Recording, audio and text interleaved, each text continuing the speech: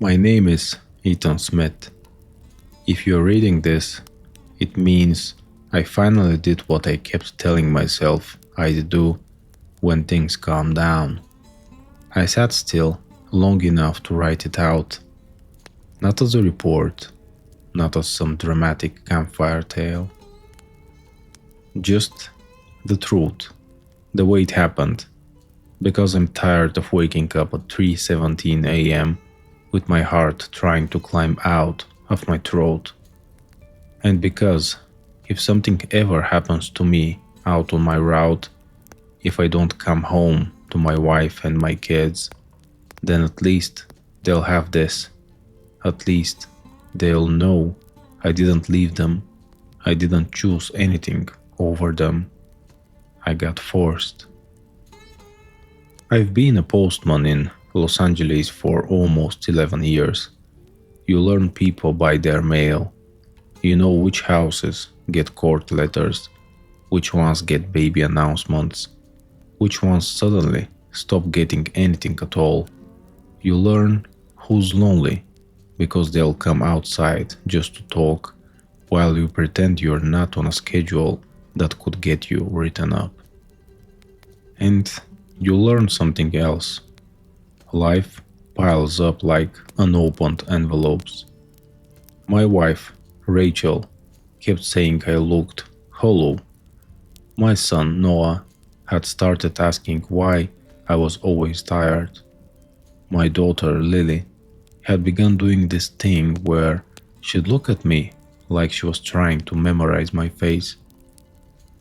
So when my buddy, Derek, suggested a cabin getaway, I said yes, before my brain could find a reason to say no. Derek's the kind of friend who thinks the world is a machine and all problems can be fixed by getting out of the city. He's the one who still uses cash, still calls people instead of texting, and still thinks a handshake means something. I've always respected that. It's old school, solid.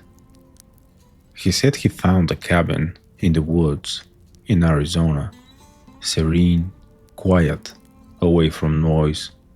He talked about bonfires, cheap beer, and silence so thick you could feel it in your teeth. It sounded like medicine. I told Rachel it was only a few days. She didn't love it. She never loves when I'm away, but she could see I was near the edge of something. Burnout isn't a dramatic collapse. It's a slow leak until you don't recognize yourself. You come back, she said, pressing her palm to my chest like she was checking I was still in there. You don't do anything stupid. Promise.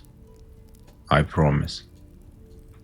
That's one of the lies that stings the most. Not because I meant to break it, because I didn't know promises don't matter to certain things. It was supposed to be a winter cabin trip originally. That was the plan. Derek had booked it months back for December, but the owner cancelled because of maintenance. Then January got complicated. Then February, life happened. By the time we actually went, it was spring, and Arizona was doing what Arizona does, switching moods like a man with a temper. The forecast said rain, and I laughed at that. Arizona rain sounds like a joke. It wasn't a joke. I drove my old Ford Ranger because I'm the guy who can't stand paying someone else to fix what I can fix myself. I've always liked working on cars, not because I'm some gearhead genius, because it's honest work. You tighten a bolt, it tightens. You replace a part, the problem stops. Real cause and effect. Try that with a human brain. Try that with stress. Derek rode with me, and behind us came Mason in his Tacoma, and Joy in a rental SUV He'd probably return with the smell of cigarettes burned into the fabric. Four guys trying to pretend we were still the kind of men who could unwind on command. We left LA early, before sunrise. The city looked like a sleeping beast, lights blinking, highways humming, everything still moving even when nobody's awake.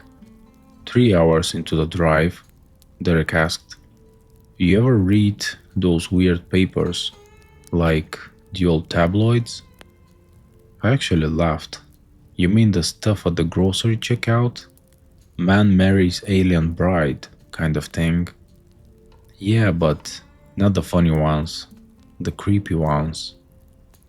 I knew exactly what he meant. Those cheap yellow newspapers, thin pages, ink that rubs off on your fingers. My grandma used to buy them. She'd sit at her kitchen table with a cigarette and read about things that were always just on the edge of believable. When I was a kid, I'd sneak them and read the scary parts, not because I believed them, because they felt like a doorway. "I used to," I admitted. "Why?" Derek said, casual like he was asking about sports. "This cabin is kinda near some, you know, reservation land." Mason's voice crackled over the radio from his truck. "Don't start, dude." Derek ignored him. "I'm just saying, there's stories out there, skinwalkers and all that." I felt my shoulders tighten in a way I didn't like. The word sat wrong in my mouth, even in my head. Skinwalker. I hadn't thought about those tabloids in years, but suddenly I remembered a headline I'd read as a teenager.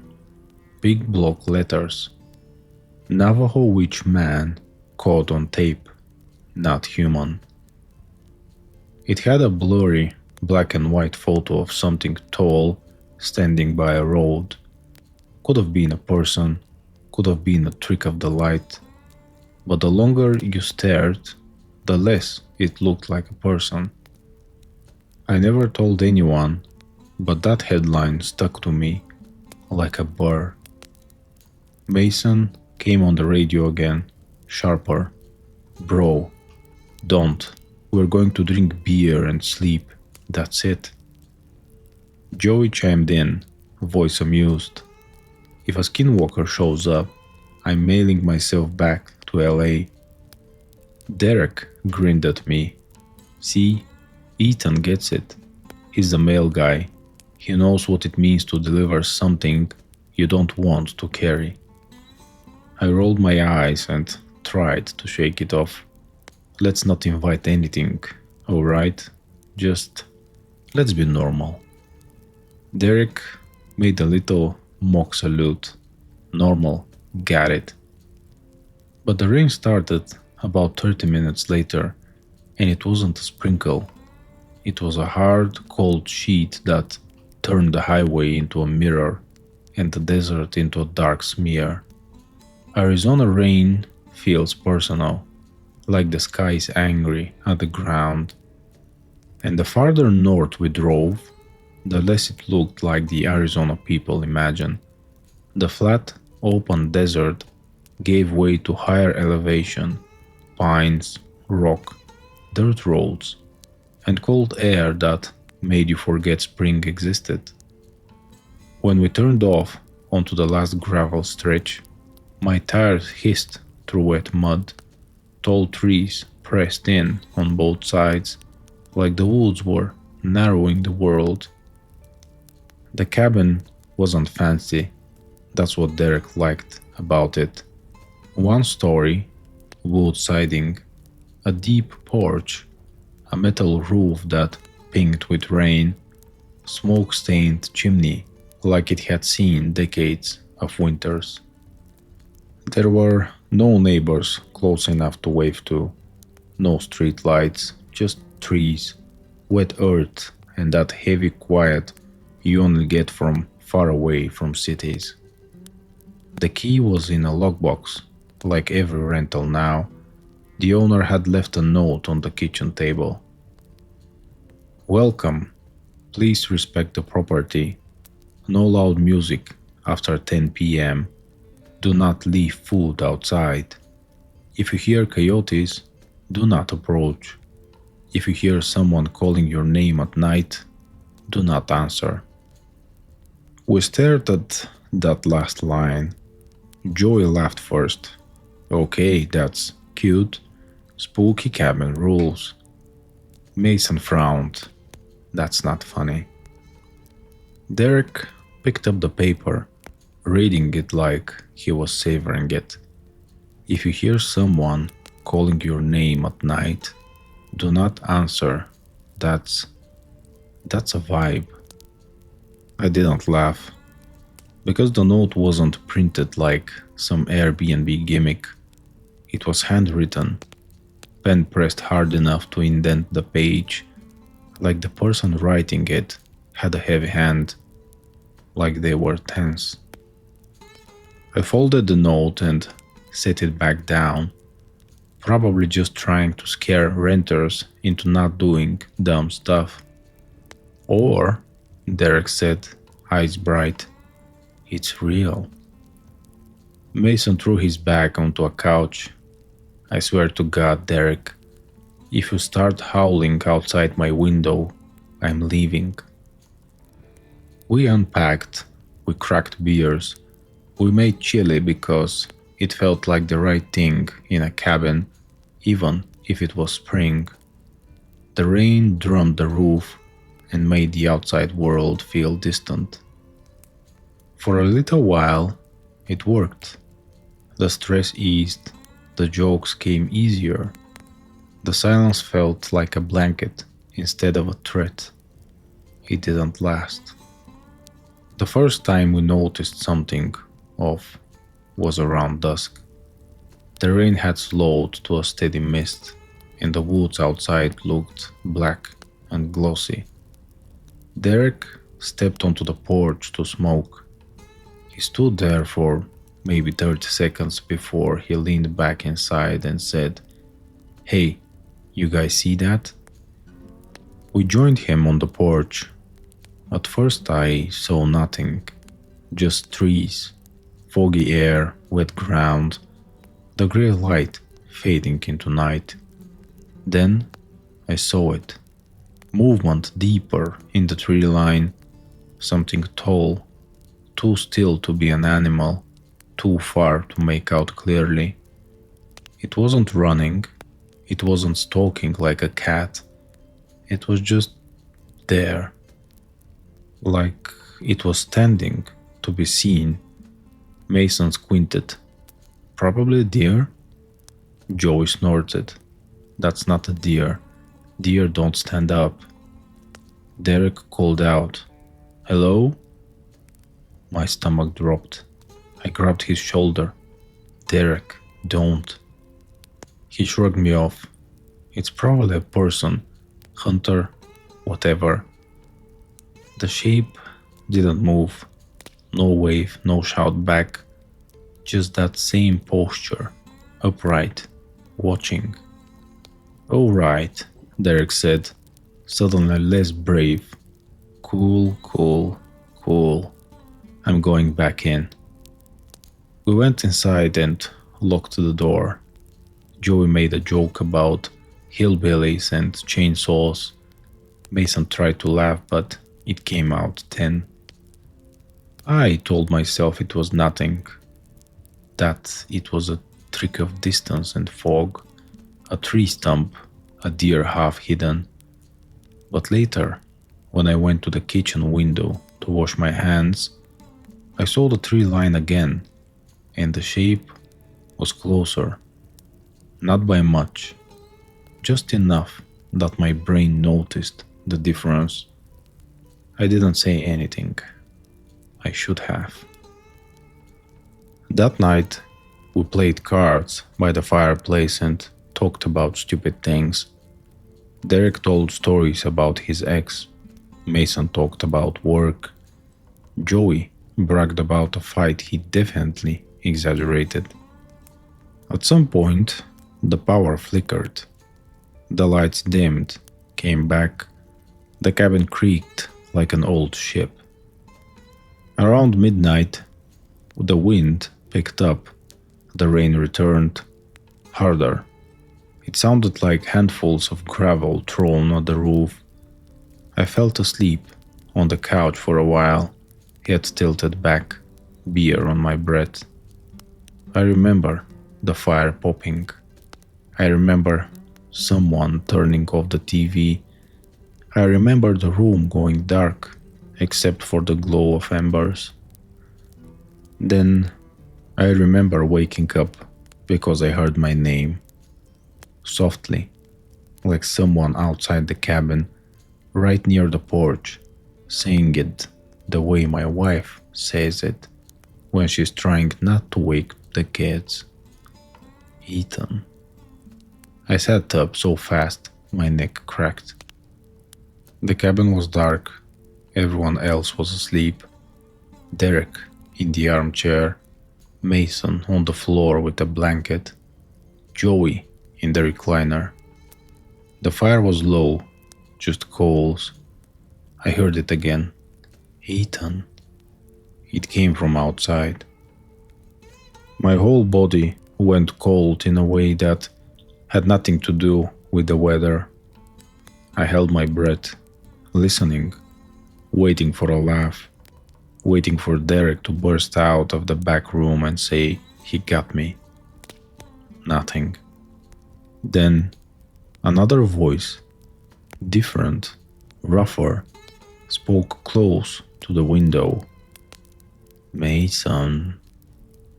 I heard Mason shift in his sleep, his brow furrowed like he was hearing it too, but not waking. A third voice, nasal and familiar, said, Joey. Joey made a sound in his throat, half grunt, half whimper. I stood up quietly, my knees stiff. I moved toward the kitchen counter where Derek had left his pocket knife earlier. I picked it up and felt ridiculous for how much comfort that little piece of metal gave me. The voices stopped. Silence. Just rain and wind. I told myself I dreamed it. Sleep does weird things. Your brain plays tricks when you're tired. But then I saw something through the front window. A face. Not right up against the glass. Back a few feet. Just beyond the porch light's reach. Pale shape in the dark. Hovering like it wasn't attached to a body. I froze. The face looked wrong. The features were arranged like a person's, but the proportions felt off, like someone tried to build a human face from memory. And the eyes. God, the eyes. Too reflective, like an animal's caught in headlights. Then the face moved, drifting sideways and vanished into the darkness. I didn't wake the others. I should have. I didn't. I don't know why. Pride, denial, some stupid instinct not to cause panic. I sat back down on the couch, knife hidden in my hand, and I watched the window until dawn started leaking gray into the sky. No one called our names again, but the feeling stayed, like something had walked around the cabin and decided which doors were worth trying. Morning didn't fix it. Morning just made it easier to see what was wrong. The mud around the cabin was torn up with tracks. Not deer tracks, not bear, not coyote. They looked like hands, long-fingered impressions dragging in the wet earth, like something had crawled and then stood up and then crawled again. Derek found them first. Guys, what the hell is this? Mason knelt, studying them. He wasn't joking now. He looked genuinely unsettled. That's not human. Joey tried to keep it light. Maybe it's like raccoons? Big raccoons. Big raccoons, Derek repeated, staring at the tracks that were easily the size of dinner plates. Sure, Arizona's famous for its gorilla raccoons. My throat felt tight. I glanced toward the tree line. Nothing. Just wet pines and fog. We tried to go about the day anyway. That's what people do. They pretend normal until normal is impossible. We ate breakfast. We cleaned up. Derek suggested a hike because fresh air fixes everything. I didn't want to hike. Something about leaving the cabin felt like stepping away from the only thin line of safety we had. But I didn't want to be the guy who ruins it. I didn't want to be the scared one. So we hiked. We took a trail that wasn't marked well, just a worn path through trees, broken branches, damp needles underfoot. The air smelled like wet wood and cold stone. At first, it was fine. We talked, we laughed. We were just guys in the woods. Then Derek stopped. He pointed ahead. There was a dead deer hanging from a tree branch. Not by rope, not by wire, but its own torn hide draped over a limb like someone had tossed it there. Its ribcage was split open. The organs were gone. Not scattered, not eaten in the messy way animals do. Removed. Mason muttered, "What the?" Joey's face went pale. That's a warning. Derek swallowed hard. Or a cougar did it? Cougars don't hang deer like laundry, I said, and my voice came out sharper than I meant. We backed away slowly, like the deer might move, like it might open its eyes. As we turned to head back, we heard a sound in the woods to our left. A twig snap, then another. Heavy steps, measured, not rushing. Like whatever it was didn't care if we knew it was there. We stopped. Mason whispered, "Don't run." Derek lifted his hiking stick like it was a weapon. Joey reached into his jacket and pulled out a small handgun, something compact, probably legal, probably for just in case. I didn't even know he had it. The steps circled us, always behind trees, never showing fully. Then, clear as a day, we heard Rachel's voice. Not Rachel actually there, not possible, but her voice. "Ethan?" I felt my legs go weak. It came from deeper in the woods. The tone was perfect. Concerned, familiar, the way she sounds when she's calling me for dinner. Derek looked at me, eyes wide. "Dude," Mason hissed, "don't answer." My mouth opened anyway, like my body wanted to respond before my brain could stop it. Something old in me, the husband part, the father part, heard my wife's voice and wanted to go. Then I remembered the note. If you hear someone calling your name at night, do not answer. But this wasn't night. Joey whispered, trembling, "That's not your wife." Rachel's voice called again, Closer now. Ethan, come here. I backed up, heart hammering. Rachel isn't here, I said, louder, like speaking it might make it true. Rachel is in LA. Rachel is with my kids. The woods went quiet. Then a new voice spoke, right behind us. It sounded like Derek. Guys? We spun around. Derek was standing next to us. But the voice that said guys came from the trees behind Derek, like an echo that learned how to talk. Derek's face drained of color. Nope, he said, voice tight. Nope, we're going back, now. We didn't run, but we moved fast. We stuck close together.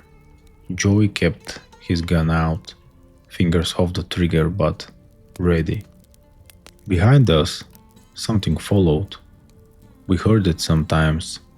Soft footfalls, brush moving, always staying just out of view, like it wanted us scared but not gone. When the cabin finally came into sight through the trees, it felt like seeing a lighthouse. We practically slammed the door behind us. Derek locked it. Mason shoved a chair under the doorknob. Joey checked windows like we were in a bad movie. I stood in the middle of the living room, breathing hard, trying not to lose it. Derek stared at me, voice low. That voice, that was your wife? I nodded, throat too tight to speak. Mason's eyes were dark. We need to leave. Derek hesitated. It's raining like hell. Roads are mud. Then we drive slow, Mason said, but we leave. Joey looked toward the window. We can leave, sure, if it lets us. None of us answered that, because none of us wanted to.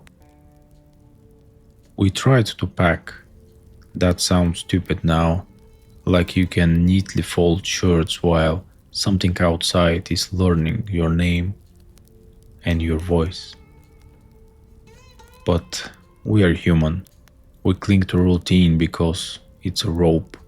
We think if we do normal things, the world will become normal. I went to the bedroom to grab my bag. The room smelled like damp wood and old blankets. As I zipped my duffel, I heard a scratch on the window.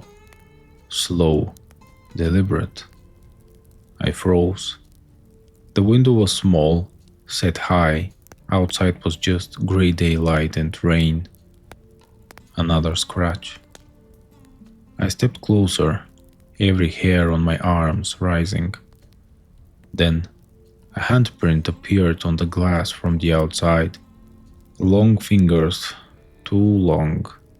The print spread slowly, pressing, like whatever was out there wanted me to see the shape.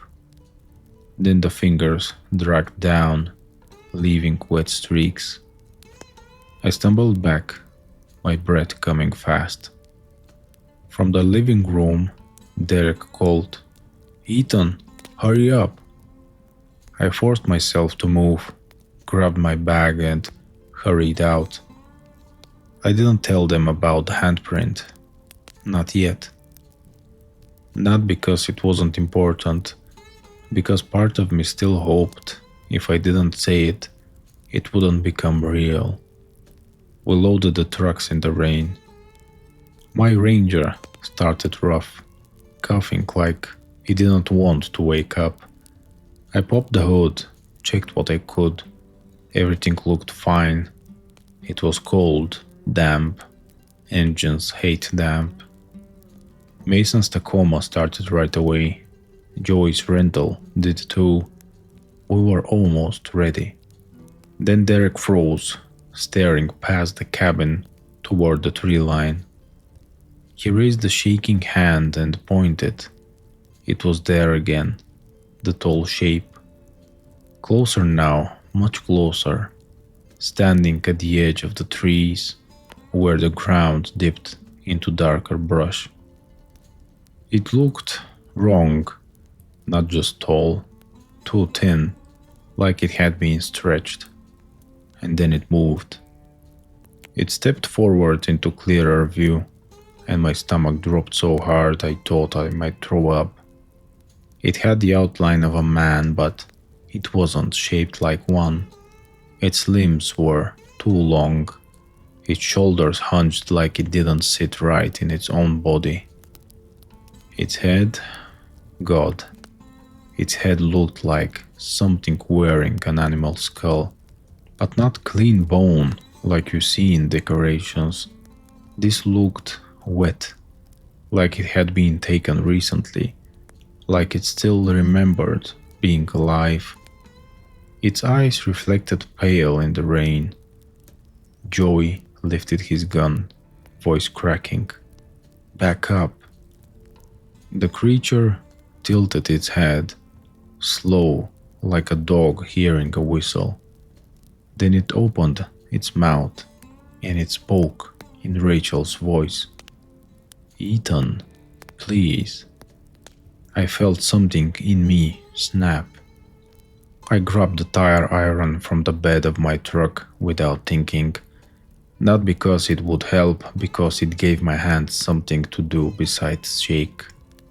Mason yelled, "Get in the vehicles, now!" We moved. Fast, clumsy. Bags tossed, doors slammed.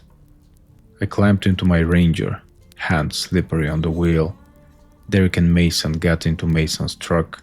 Joey started his rental. Then my Ranger's engine died.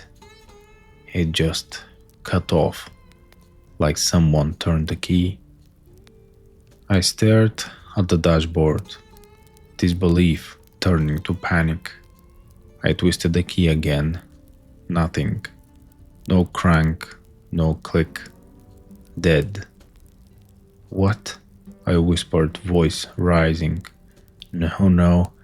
The radio in my truck crackled to life with static. Then Derek's voice came through. Ethan, you okay? It sounded normal, but Derek was in Mason's truck. And Mason's truck radio wasn't tuned to my channel. I grabbed the mic anyway. Derek, I'm in my truck? Static. Then Derek's voice came again, closer, like it was inside my cab. Ethan, open the door. My blood turned to ice. I looked at the passenger seat. Empty. I looked out the windshield. The creature was no longer at the tree line. It was halfway across the clearing. Walking toward my truck with that same calm pace, not rushing, not sprinting, like it already knew I was stuck. I started pounding the key again, still nothing. I heard Mason's truck rev hard, gravel sprayed, Joey's rental lurched forward. They weren't leaving me, they were trying to circle back. But the creature reached the front of my Ranger before they could. It placed a hand on the hood. The metal dented slightly under the pressure. I could see its fingers now, too long, joints bending in a way fingers shouldn't. It leaned down toward the windshield and stared at me through the glass. Up close, the skull wasn't a mask. It was part of it, like the creature's head had become that shape. Bone and flesh fused into a nightmare. Its breath fogged the glass. Then it smiled, and I realized the teeth weren't human. They were jagged, mismatched, like different sets stolen and shoved into one mouth. It lifted its other hand and dragged the claw down the windshield. The glass screeched, and then it hit. Not a punch, not a slap. It drove its hand down onto the hood again, and the whole truck shook. I screamed, pure animal sound, and reached for the tire iron. The door handle rattled. Not from me, from outside. It was trying the door. I locked it, even though it was already locked, like that would help. The handle jerked harder. The door flexed. Joey's SUV slammed into the creature from the side. The impact threw it off my hood like a rag doll. Joey's rental skidded, almost hitting a tree. Mason's Tacoma pulled up behind him, Derek in the passenger seat screaming something I couldn't hear over my own heartbeat. The creature rolled, landed on all fours, and then it rose again. Too fast, too unnatural. It turned its head toward Joey's rental and made a sound like a laugh that wasn't fully formed. Then it lunged. It didn't just hit the rental, it ripped. It dug those long hands into the driver's side door, and the metal tore like aluminium foil. It peeled it back with brute force, exposing Joey inside, like a man peeled open in a can. Joey fired his gun. 3 shots. The sound was deafening in the rain. One shot hit the creature's shoulder. I saw dark fluid spray. It didn't slow. It grabbed Joey. Joey screamed, high, raw, like a kid. The creature yanked him halfway out of the seat. Joey clung to the steering wheel, kicking, fighting, but it didn't matter. Mason roared and accelerated, slamming his Tacoma in the creature. This time the creature flew, but it took Joey with it. Joey's body hit the mud, hard, rolling. The creature landed, scrambled, and then its head snapped toward Joey like a predator locating prey. I heard Derek yelling my name. I looked up and saw him sprinting toward my truck with a crowbar in his hand. He yanked my door open. "Move, Ethan!" I scrambled out, shaking so hard I could barely stand. Derek shoved me toward Mason's Tacoma. Mason's truck door was open, engine running. Mason leaned over, arm outstretched. "Get in!" I ran, boots slipping in mud. Behind me, Joey was crawling, trying to get away, leaving streaks of blood in the wet ground. The creature caught him by the ankle. Joey screamed again, begging, words slurring. The creature dragged him back like he weighed nothing. Mason grabbed my jacket and hauled me into the back seat. Derek jumped into the passenger seat. Mason slammed the truck into gear. We surged forward. As we pulled away, I saw the creature bend over Joey, and I saw it do something I will never erase from my mind.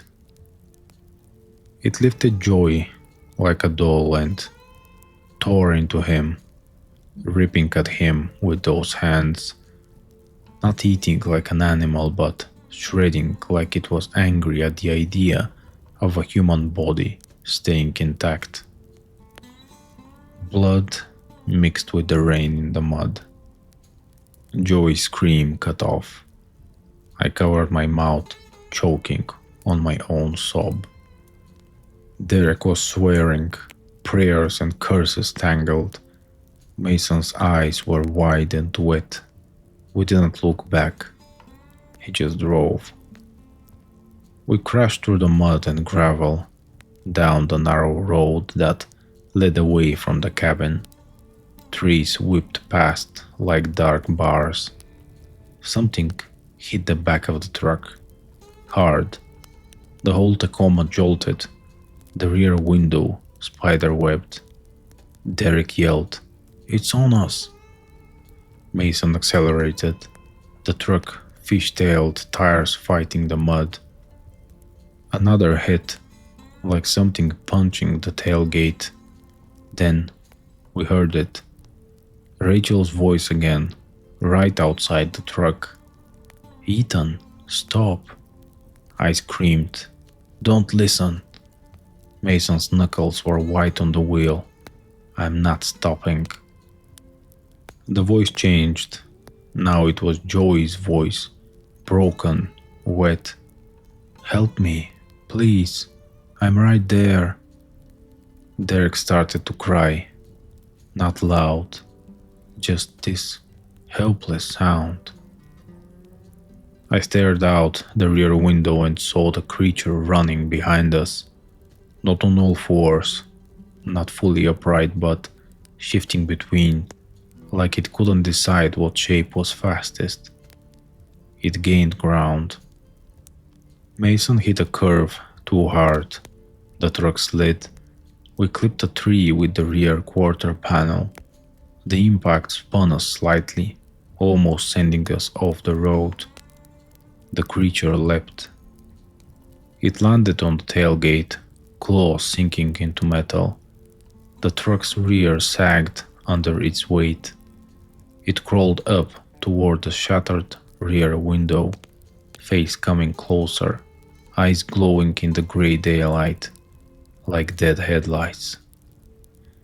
I grabbed the tire iron. Derek yelled, "Ethan, no!" But I didn't think. I just moved. I swung the tire iron through the cracked rear window. It connected with something hard. Bone, maybe. The creature jerked back. It made a sound that wasn't a scream, more like air forced through a throat that wasn't built for pain. It swiped back, claws slicing through the air, inches from my face. Derek shoved his crowbar backwards through the broken glass too, jabbing at it like a man trying to keep a wolf out of a hen house. Mason shouted, "Hold it off!" Rain blurred everything. The road shook the truck like a drum. Then we hit the main highway, pavement. The tires caught. Mason floored it. The truck surged forward and the creature, still clinging, lost its grip as speed increased. For a moment, it hung there, stretched by wind and rain. Then its claws slipped. It tumbled off the back of the Tacoma and rolled across the highway shoulder, disappearing into the ditch and trees. Mason didn't slow down. We drove until we saw signs of people, real people. A small gas station, a diner, a cluster of buildings that looked like the world again. We pulled into the gas station lot like we were fleeing a war. I jumped out and vomited onto the wet asphalt. Derek collapsed onto the curb, shaking. Mason ran inside, yelling for help. A man behind the counter stared at us like we were insane. Then he saw the shattered truck window, the blood on the bumper, the terror in our faces. He called the cops. We tried to explain. How do you explain that your friend got torn apart by something that spoke in your wife's voice? You don't. Not in a way that keeps you out of a psych ward. We said a bear attacked, a mountain lion, something. The police listened.